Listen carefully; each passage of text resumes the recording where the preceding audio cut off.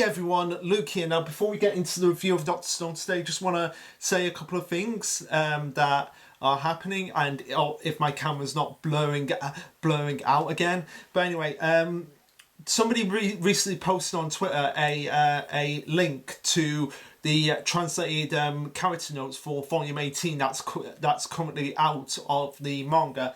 Including one very interesting thing about Xenu himself. We actually, in those character notes, we actually find out what his actual first name is, and it's Xenu Houston Wingfield, and his position is president and his job is scientist. So, and he's 180 centimeters tall, and Stanley's the same height, so they're both the same height, relatively speaking. But yeah, Xenu Houston Wingfield. Now, I just wanted to bring that up because a lot of people think like how it's strange that Senku didn't recognize Xenu before he actually heard the word elegance, and I just thought it was like a code name, just a common code name, or maybe Senku thought Xenu was a common name over in America and he didn't know any better. Who knows? But that's all I wanted to say about that front. But for now, let's just jump right into the chapter.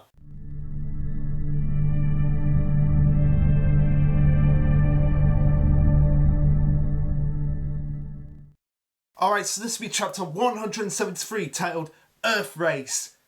Vroom, vroom, vroom. We're revving it up over South America here. But anyway, the chapter opens up with them iterating from what happened at the end of the last chapter, where it's like they're taking a land-based shortcut from the South Pacific to the Atlantic. Because if you remember, they're on the California side, which is on the Pacific side, and they're going to go sort of like over to the other side, which is the Atlantic Ocean, and they're going to be doing that by crossing straight across South America. And for that, they'll need 6 motorcycles. So big project in this arc coming up, and the title page shows Kuhoku, Luna, Ryusui, Senku, and what looks like in the background Kazuki, all just revving up and going straight down a mountain. And obviously this is a reference to the fact that Stanley's obviously going to be on their tail, so he'll probably figure out eventually what is going on himself and how he's going to be able to combat this. Alright, so we pick up the chapter fully where Kazuki's saying that there's no way they can make it going by sea, and Gen's informing Chelsea of what is actually going on, and he informs her of the mission to actually get all the supplies, build the spaceship, and go to the moon. But he's saying it in such a condescending way that she's like, "There's no way this girl is going to be wanting to be on board with this." At least that's my impression that we're getting at from here. Where going. So, on the moon resides the culprit who petrified humanity. To get to the moon, we embark on a worldwide adventure to gather resources. Our next stop is South America, happens to be the source of the original petrification beam. But from what I'm getting, he's saying that it's such a constant way that she's like, there's no way this girl is going to be wanting to tag along with us. But sure enough, she drools over this, and I already love Dr. Chelsea herself, and my guess is that she's from England, and why I say that is because Chelsea over here, compared to somewhere like America, is a more common name in England. So my guess is that when she got wind of the swallow, she immediately flew from England to America, to where Xenu was originally supposed to be. So that's my only take on this front. And if it turns out she's from England, great. She'll be a great resource of information for when they actually do have to go to England, if it's actually going to be in Math City. So as Chelsea is freaking out and saying like it's freaky how they can think outside the box, Hyoga informs her that if there is a device, if there's like another petrification device at ground zero, perhaps they could use it to turn the tide against Stanley. But Kuroku is a bit dubious by saying, "But what if Stanley and our new friend, quote unquote, Xenu, might just take it for themselves? They wouldn't stand a chance." And Gen's like, "Yeah, it's a double sword. That's why we must reach Grand Sale before Stanley does." And Chelsea's like, "You're a bad dude, Xenu." And she's like, "Oh, he's sorry for the manners for putting out, but you better not be taking the weapon for yourself, and no more of that evil scientist genius thing." And Gen's like, Dr. Chelsea doesn't mince words, as Carlos is like so direct. Before Suika actually is thinking how she doesn't hesitate at all, the total opposite of her, and that she is jealous, which brings me to the tweet that Caleb Cook, the official translator for Dr. Stone, actually sent, which was like, already some comparison, contrast between Sarika and Chelsea. They're closest in age amongst the current age group, because Sarika is 12 at the moment. According to him, he says Sarika's 12, and Chelsea, from what we understand, is like she's round Senku's age, like she's just on the cusp of becoming an adult, and he could easily see Chelsea being a role model for Sarika, and I agree as well, because they seem to have a lot in common, but also have a lot of stark contrasts from each other, and maybe having Chelsea there to actually guide and get some confidence in it will actually help to boost Sarika's confidence in of herself as well. Xenu goes on to say, if Chelsea, given that she's a truly arrogant geographer, why doesn't she join him in taking charge of this world? So I'm glad that Xenu is still on that cusp of world domination, and it's kind of like he has to be knocked down a peg still, as Chelsea does here.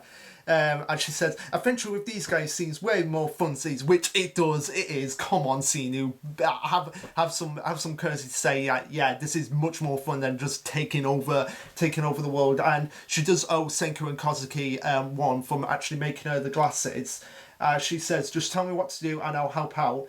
As they're like, great, the first way to put your geography skills to the test is to help us to locate a certain resource, which is obviously going to be the rubber, the trees to get the rubber, so that they can actually at least get over South America, but they're going to need more rubber eventually, which is why they're going to be making Rubber City. And the caption says Chelsea has joined the party, so now we have 17 characters part of this group. Still just enough that it's not over the cusp of overkill here, because there's quite many different main characters in My Hero Academia, at least 20 main characters at this moment, not just on the student side, but also on the hero side as well. So I'm happy with it just being 17, and also having Stanley's group being like the Team Rocket of this series at the moment, just chasing them around the entire world, trying to get Xenu back, which again, going back to those points there, it seems like Stanley and Xenu have a lot of history, because in his character notes, it seemed like Stanley met Xenu when they were relatively younger, and again, I wouldn't be surprised if it turned into like some sort of romantic relationship between the two of them, that Stanley preferred to be more feminine and everyone bullied him for it, but the only one that actually believed in him was Xenu. So that's probably why he has such a respect for Xenu, and it probably eventually developed into love, which, hey, if they want to do it, that's fine. I'll be glad with that. That'll be brilliant, actually. And it would make a lot of sense of why Stanley is going to such lengths just to get Xenu back. As Senku explains that rubber is the resource that they actually need, we have Luna questioning if rubber is... we have Max questioning if rubber really is that important, and the American team could never obtain rubber, and they were struggling to come up with decent substitutes. And it's quite a special item when it comes to science and engineering, as we get lots of little devices, as Xenu and Senku are just thinking about them, and Chelsea's like they're totally in sync. So the devices we see here are like the corkscrews, which are made with rubber. Just go with that beep just then. It's my phone notifications. I'm sorry about that. But also tires and rubber bands and rubber laces. As Xenu goes on to say, the crown jewel has to be tires. They're leagues better than glass skis or bamboo wheels. As Senku agrees with him, and they give humanity a major boost in the mobility department. If you're looking for speed on land, tires are basically a cheat code. As Chelsea is again, yep, instant besties. I just love her right away. Don't care. Love her right away. She goes on to say, well, if you need rubber for motorcycles, then there's more than enough in Central and South America. So how about a pit stop? I'll be happy to be your guide. As Chrome is getting a little bit jelly here, and he's like, a rival explorer has emerged, and Chrome is like, it's not a competition, but come on, Chrome, make it into a competition. You don't have magma anymore, so you have to have Chelsea, and especially since there seems to be more people emerging that could be potentially even smarter than Chrome. It's going to make him a bit. I'm Senku's best friend here, and then it's like time to but I was the first here, so like there's going to be a battle for Senku's best friend. Xenu brings up the fact that the issue is that Stanley is going to be racing them across the globe, We have Ryusui saying that collecting rubber while keeping up with few resources will take a few days even at top speed, and Suika says if we're just sitting around, then Stanley is definitely going to catch up to us, and that and Gen contributes by saying we're working at a brutal time limit here, which brings us to Yukio and getting his time to shine, which I've wanted for ages. Like, Yukio's one of my favourite characters, and I've wanted him to get more time, more moments to shine, and this is it. As he goes, I believe it's much worse than that. Our time is already up, as he indicates, as is indicated by the radar, that Stanley is completely on their trail. As he goes on to say, with the Perseus in the hands of our enemy, our ship's radar is locked on to our position. As we get what looks like a cross between a twig and Kenpachi Saraki from Bleach. I mean, seriously, look at that. Kind of like what my brother would be like in the Stone Age, my eldest brother, because he's basically a twig. No disrespect to him, but he is a twig. But anyway, I'm guessing this is supposed to be the radar person for Stanley's group, so I'm just going to call him Mr. Radar until we get his official name. So Mr. Radar is tailing on them as he goes, there, the enemy and Dr. Sinu's location, as we see that Ginru has still been tied up and he's observing all of this, but before he can even say anything, they're like, hey, get back to the POW room. And he's like, Eve, I just came to look for the bathroom, as Stanley's group are going over what is actually going on. As they say, the primitive radar works, as Mr. Radar goes, the equipment gives me enough to analyse with my skills, and not just the target's locations. The radar cross-section even ensures I'm not misreading the signals. As Maya says, I can't say I follow any of that, but that means we've got an elite military radar operative on our side. So yeah, just calling him Mr. Radar for now until we get his actual official name. But my God, look how big that chin and nose is. Fucking hell. Right. Anyway, he goes on to say they're up against the warship with an abundance of oil. Given the speed difference, we'll have them cornered by nightfall, which, yeah, it is true. I mean, the Perseus is a pretty kick-ass ship, and compared to that yacht, yeah, they are going to have to figure out something before it's actually too late. Yukio goes on to say that he can tell from the enemy's radar waves that they're closing in on them steadily and surely. As Taiju's like, you mean it's showdown between the enemy radar guy and Yukio's like, and I'm afraid it's not much for competition, it's one-sided hunt and we're the sitting ducks. As Kohaku goes on to say, the radar, how does that work in the first place? Do they really know our location? As Senku explains to her that the eyes are radio waves. You remember those, right? As she goes on to explain to Senku that, yeah, sure, that's what shoots out when we talk over the cell phones. They're like invisible beams going through the air, right? So I love the fact that even Kawaku, despite not knowing much about science, is actually learning just as much as all the other primitive people are learning themselves, and it shows that science has actually helped them to become a little bit more intelligent and actually understand how things actually work without really sort of like grasping the actual scientific nature of them, but they can still understand the basics. And I love that. I love that little character development that we get from Kuroko. She's like, from her interactions with Senku, she's kind of understanding what he's actually going over, even though he's much more crazy than her. And when it comes to like really complicated stuff that she doesn't know, she's like, yeah, I'm just going to sit out this one. As the crew of Sinu's yacht actually drop anchor, this actually surprised Mr. Radar. As Maya's like, okay, guess we'll be searching that cove. Sinu goes, there's little use in hiding since you can't run from the eyes of science. And yes, you can't run from the eyes of science. But one thing I want to talk about here is just Kuhaku's insane strength here. She's like, if hiding won't work, then we'll have to speed up and shake them. Won't sails help go faster? As she seems to be holding three giant log fooms. I'm like, how strong is Kuhaku based on that image? How strong is it? And even Ryusui's like looking confused, like, how strong are you, woman? But Ryusui goes on to say there's some more cloth in the mobile lab, but not nearly enough. There's definitely no time to weave sails from scratch. Maybe if you had actually bought Yuzuria on board, maybe that would have worked. But no, he decided to leave it behind in Corn City. Okay, I've put my phone on silent so that you're not getting the dun anymore. But anyway, continuing on. Chelsea goes, when I was so desperate to find someone, I spent a whole year making these freaking big kites. But now is not the time to hide. Instead, what a cruel joke. As they're like, your kites, of course.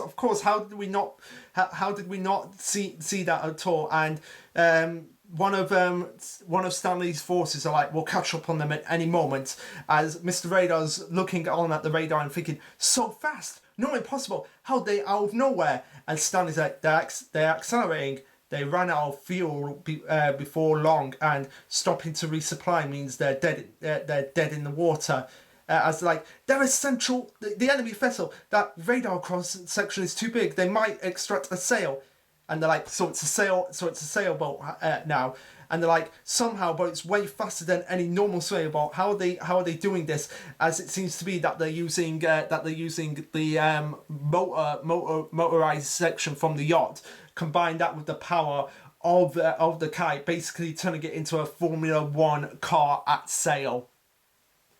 Brilliant, absolutely brilliant. As seems like a kite sail like the spinkers used in yacht racing. Of course, making use of this crazy speed boost demands a ton of skill and power. But with our pro sailor Ryusui, along with Taiju and the power team, that's 10 billion%, no problem. Again, getting another 10 billion%. We should take a drink every time there's a 10 billion% in each chapter. You know what? Screw it. We're going to do that. Every time there's 10 billion% in a chapter, we're going to take a drink, basically. Senior goes on to say that increasing the boat size means a kite whose surface area is larger by the square of increase, while weight increases by the cube, meaning small vessels are the only ones that benefit for acceleration with a kite. In Battle of Science, the smallest combat isn't necessarily at a disadvantage. And even in regular battles, that's not so much far from the truth, because even if you're small, if you have like incredibly talented speed, you could just get by the buff guy who's really buff but also really slow as well. So it's not just science. That can apply to anything. Sometimes the smallest is the better advantage. I mean, look at Suika. Look at all the stuff she's done, and she's incredibly small herself, but some of the stuff that she's done in the series is quite impressive. Anyway, Ryusui goes on to say, we're probably sipping along as fast as them now. Am I wrong? As Charles like, yay, all those science vehicles make this the best globe race ever. As Senku goes on to say, yep, we're on our way to the resource that will let us cheat our way across the line.